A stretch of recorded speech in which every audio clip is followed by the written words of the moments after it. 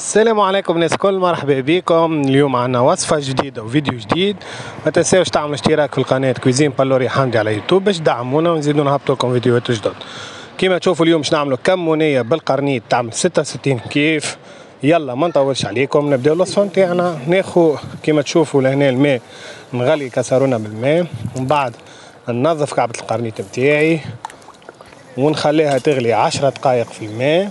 ما نهبطوش كعبة القرنيط ديريكت كيما شفتوا قبيلي، نهبطوها على 3 مرات باش ما تجيناش كاسحة من بعد في التطييب وتطيبلنا بسهولة.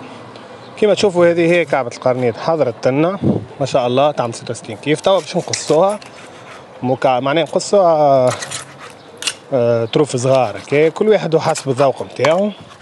بعد ما نكمل نقص القرنيط نتاعي بالطبيعة باش نحطها على جنب ونبداو نحضروا المرقه نتاعنا. انا خذيت بصله، عندي بصله 3 ريش ثوم كيما تشوفوا، خذيت كسرونه لهنا، حطيت شويه زيت زيتونه ولا زيت نورمال كيما تحبوا نتوما، شنو متوفر عندكم.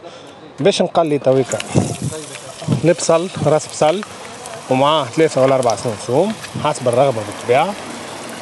ما نكسروش برشا في الثوم، خليهم يتقلاو. باش نزيدهم كعيبه طماطم ولا كعبتين، طماطم مقصوصة مكعبات. وباش نزيدو بالطبيعة زادة طماطم معجونة، نحط أنا مغرفة بركة باش ما تجينيش مطمطمة، وشطر مغيرفة ولا مغيرفة هريسة عربي كانوا عندكم متوفرة بالطبيعة. ونقليو المكونات هذيك الكل مع بعضها. بعد ما زدتها القرنيط اللي سمطناه نقليوهم الكل كيما تشوفوا توا في الفيديو. باش نحط معناها الطماطم وباش نحط الهريسة العربي، وديريكت بعد ذيك نزيد اللفاح نتاعي اللي هو متكون من لفاح معناها العادي نتاعنا، ملح فلفل اكحل كركم وتابل. كل حاجة نحطو منها شطير مغرفة تاع ماكلة، والفلفل الاحمر نحطو مغرفة كبيرة. ومعناها الكمون اللي هو المكون الاساسي كما تعرفوا الناس الكل في الوصفة نتاعنا، خليوه في الاخر بعد كي تقر زيتها باش نحطوه شطر مغرفة كمون نتاعنا كما نعرفوا الناس الكل، نحطوه في الاخر باش يعطي القوم نتاعو.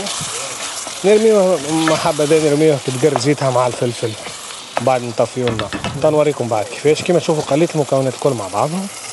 توا الماء نتاع اللي طابت فيه القرنيطة هذاك صفيته على جنب باش نمرق بيه، منطيشوهوش بالطبيعة خاطر القول الكل في وسطه تاع القرنيط. هذاك هو بالطبيعة اللي باش يبان لنا بالكدا المرقة. كيما تشوفوا هنا خليها تغلي في راحتها، يصفي قرة زيتها كيما هكا باش نزيدها توا الكمون. الحكاية الكل ما شدتش 20 دقيقة ولا 18 دقيقة.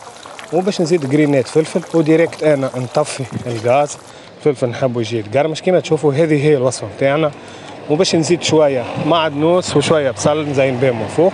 كان عجبكم الفيديو تخليوا اعجاب ولا كومنتير. ما بقى كان نقول لكم باي باي، ان شاء الله في فيديو جديد وصفة جديدة. باي باي.